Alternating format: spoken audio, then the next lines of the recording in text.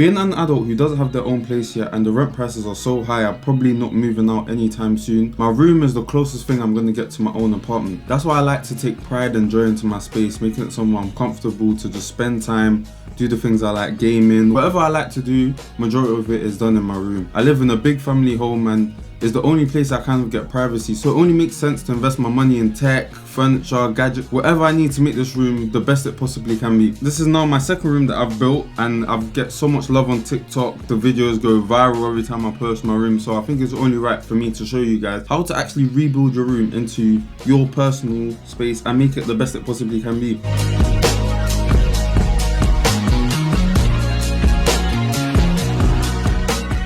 The first thing you got to do, get rid of all the clutter, all them GCSE school books under your bed, all the clothes you don't use. Either sell them on eBay, Vinted, get some money back. You just need to create space and just get rid of the stuff you don't need. There's no point holding on to stuff. I feel like once you do this, you're ready to move on to a new chapter, fresh mind, fresh clean space, and you just have more space essentially to work with to build your room. I know some of you guys have overflowing wardrobe with clothes that don't even fit you anymore. I remember my old room, I had clothes from when I was 15, polo shirts, things like that. So yeah, give them away, sell them, whatever you can do, just get rid of them. Now, once you got rid of everything, you need to kind of look at your room and realize my room has been built like this by an architect for a reason. They put gaps in walls, a space for your bed. If your bed doesn't slot right into a spot, more so than likely either your bed is too big or that space there wasn't created for your bed. So look at your space, measure the gaps and see whether you can have like a double, single, queen size bed. Look at your wardrobe. Some rooms come built in with wardrobe, some might have little gaps, some might not. It's like a puzzle.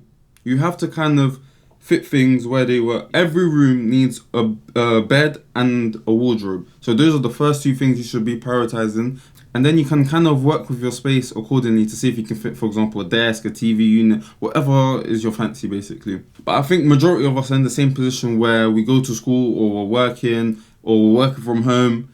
So a desk is kind of essential in every room. So if you do have the space, I would say look for a desk that suits you. Some people might need desk with storage. Some people might want a standing desk because they don't want to be sitting too long. I have a standing desk and honestly, do I use it? Not much, but I like the way it's simplistic and I don't have a lot of stuff to store. So it generally just fits whatever I need. And also guys, please manage your cables properly. I don't want to see cables hanging down from behind. Buy some things off Amazon. I think they're called cable holders. You can stick it under your desk. I have that, and that's when you see no cables hanging around under, no clutter, no mixed up wires. It's all hidden at the bottom and stuck to my desk.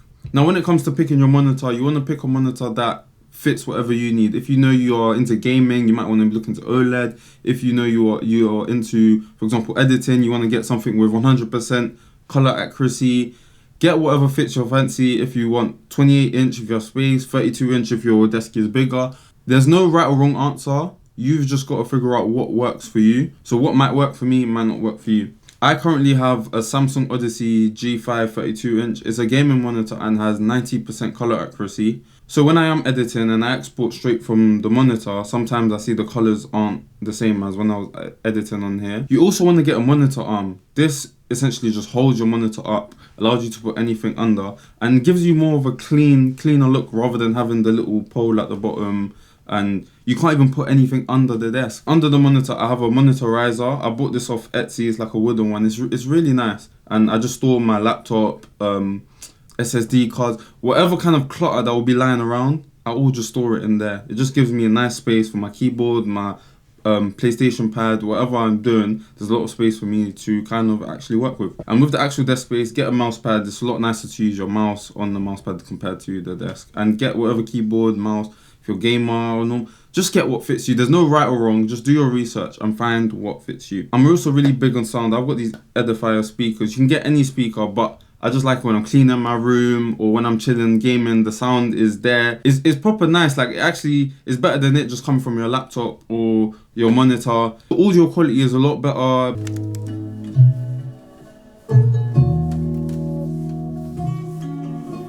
And yeah, you don't have to break the bank. There's some speakers you can get for like 40, 50 pounds. So whatever fits your budget. I think that's with everything. You got to understand that furniture, bedroom, gadgets, you've got to get what you can afford. You don't want to go too far, but you got to understand that There's gadgets for every budget as well. So just look for what you need. You don't have to build your room in one day. You can build it over time. You can do your bed, your wardrobe, then build your desk over time. Now that you've got your bed, your wardrobe, your desk set up, I think this is majority of the essentials you need in your room. Now it's time for the creative part and where you make your room more personal.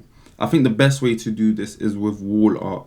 You could get posters, frames, plant pots, whatever you're into, whatever. You have to look at your room and be like, oh, I have space here. This looks empty. What can I put here? I'm into Japanese art. I like football. I've got football frames. You can come into my room and you can tell this is Junior's room because you can see all the stuff I like.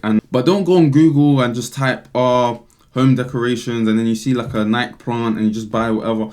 Actually look into what you like and actually go deeper, because there's some stuff at the bottom of the search that may be better, the things that are recommended or whatever. And you don't want your room to be a carbon copy of someone else's you've seen on Pinterest or TikTok.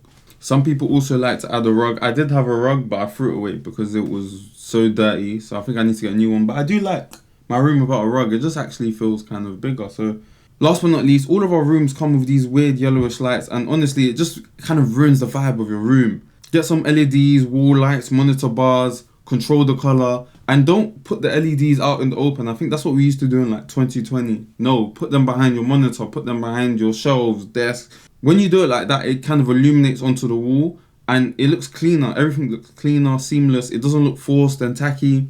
And then you can pick colors. Like right now, we've got blue, purple. Just pick your vibe, whatever you're feeling on the day. There's like, it just feels a lot nicer. Now, when you have built your room, it's not about just building it and leaving it like that. You got to take care of your room. You got to clean it. You got to make sure the scents are right. Have some candles, some reed diffusers.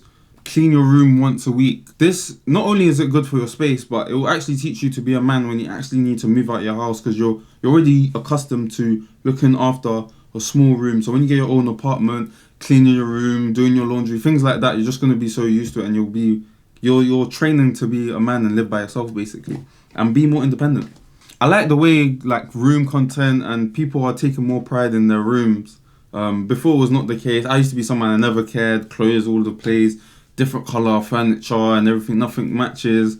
And I like this new kind of trend of everyone rebuilding the room and having nice rooms. At the end of the day, making your room is like a puzzle. You've got to figure out where things fit. You got to think what works well, what decoration works well. Once you hit your creative side and understand what works and what doesn't, then you'll have the most perfect room. And before you buy something, envision it, measure things, make sure they fit. Don't have a wardrobe sticking out.